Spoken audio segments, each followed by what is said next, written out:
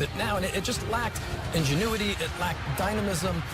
And I talked before the game about Richarlison. Look at this pass just go right by him. And Richarlison was completely anonymous in this game. And the players that normally knit things together, it just seemed to come so difficult to them. And instead of simplifying and speeding things up, things started to get more touches, more complication, and they never found the rhythm. Yeah, and when the passes did get there, Carl, you know, the final bit from the strikers, again, wasn't good. I mean, Theo Walcott this time, it was other players in other situations that didn't do enough when they did manage to get 2 or 3, 4 passes together. Do you think next game and next up Everton play after the Football League Cup game, they play Wolves at home in their next game, do you think it's time for Iwobi and Moise Kean to be trusted to start? For me, yes. And I would have put them in this game. I said before we chatted about the game, this is nowhere near the best starting lineup for me, the 11 players that went into this game. And Marco Silva, he's had time now, Rebecca. He's had money, he's had windows. It's time to deliver now, and the Everton fans have been super patient. The owner's been really patient with the money that he's put in over a period of time now.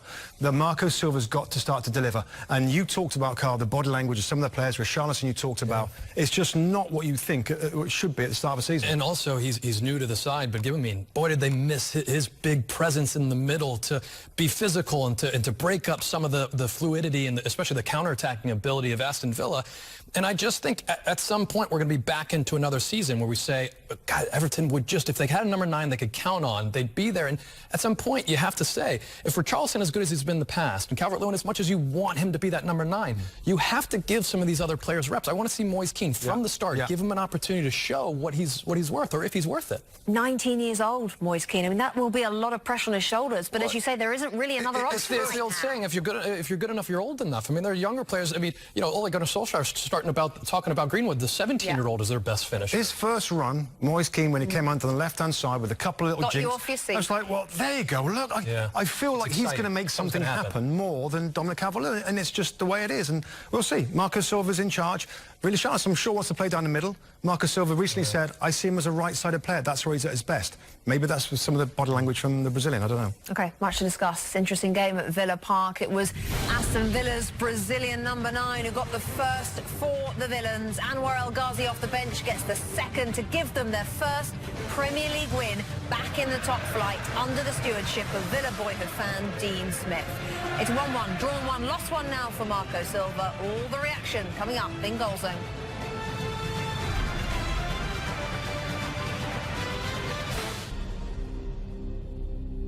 Our promoted series is hosted by Roger Bennett, and it's back. Roger will look at Aston Villa on September the 29th, but before that, the spotlight's going to fall on Norwich and Sheffield United. And don't forget, starting Monday, digital shorts of the show will be released on our NBC Sports YouTube channel.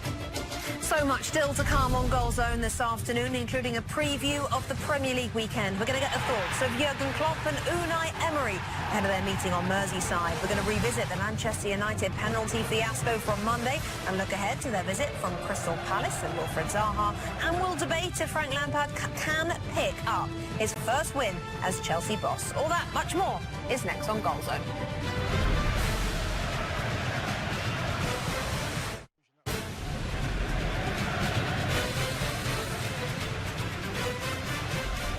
Welcome to Premier League Goal Zone on Friday afternoon football after Aston Villa have beaten Everton by 2-0 to record their first Premier League victory in 3 years. This is how it all unfolded in Birmingham. 21 minutes into the game, Wesley, his first goal, wearing the number 9 shirt of Villa, Rob.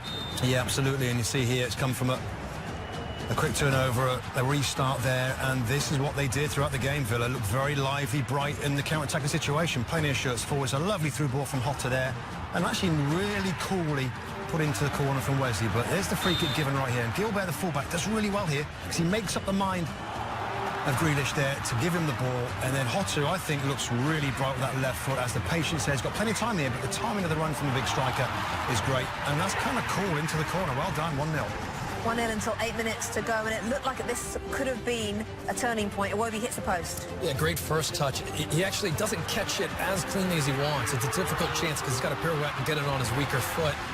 and it comes off of the post, and this will be a good look at. You can see it come off the side of his foot and just kind of spin, and it takes it away from the goal. But this little touch off the post almost looks like Heaton might get a fingertip that pushes it closer to Mings so he can clear it. El Ghazi came off the bench so good last season and made an impact. And he'll have to be frustrated that he didn't get the start, but Mata was excellent in this game. And he comes on, and for a long-range effort, just a dipping chance that's very difficult for Pickford. And then this transition, just says everything. The commitment to go win this ball, and watch how quickly Aston Villa players get down the pitch, and Wesley holds it up. And this is the run from El Ghazi. And you can see he runs right across, right in front of Grealish, and takes a really, really deft first touch. You see it right there. It might be fortunate to go through the legs of Gomez, and at this point just keeps it low. Able to sneak it under Pickford. Excellent day for Aston Villa. Certainly was. This was the 203rd league meeting between Aston Villa and Everton, the most played fixture in the history of English football, won on this occasion by Aston Villa. Let's hear from their boss, Dean Smith, who's with our colleagues at Sky on Friday Night Football. Dean Smith is waiting to talk to us. Dean, thanks so much for joining us. I mean, for you especially, to see the way, Dean, that the crowd celebrated that win, particularly getting the goal at the end just to cap it off, it must have been sweet for you. Yeah, it was very sweet. I mean, I thought the atmosphere was tremendous anyway, and it has been, it was Saturday against Bournemouth, but today under the lights, at the end, the sweet Caroline, takes you back to Wembley a little bit in the playoffs last year, but, it was a hard-earned win. I thought they started very brightly for first 5 or 10 minutes, and I thought they were a little bit quicker to the ball than us, and I thought we grew into the game, but always looked a threat on the break. So to get that goal at the end just capped it off.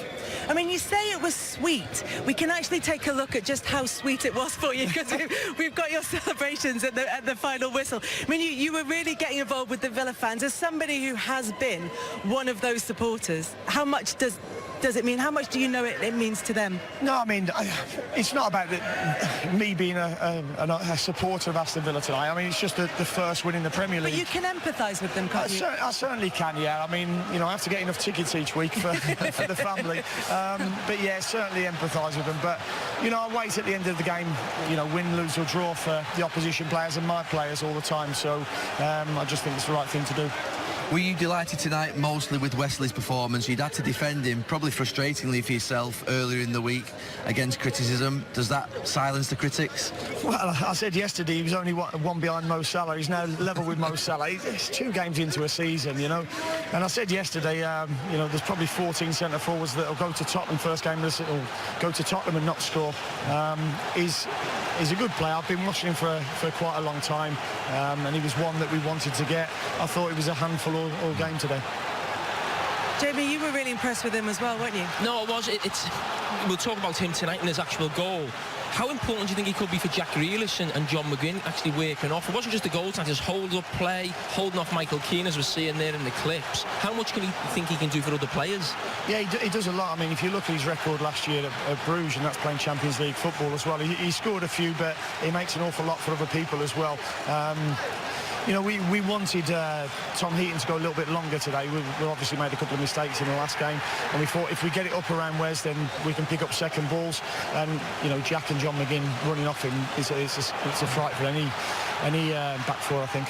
You brought Gilbert in for El Mohamed. We're awaiting the thoughts of the defeated Everton manager Marco Silva. Until then, we're also going to look ahead to the game of the weekend coming up tomorrow lunchtime. It's Liverpool-Arsenal. Stay with us here on Goal Zone.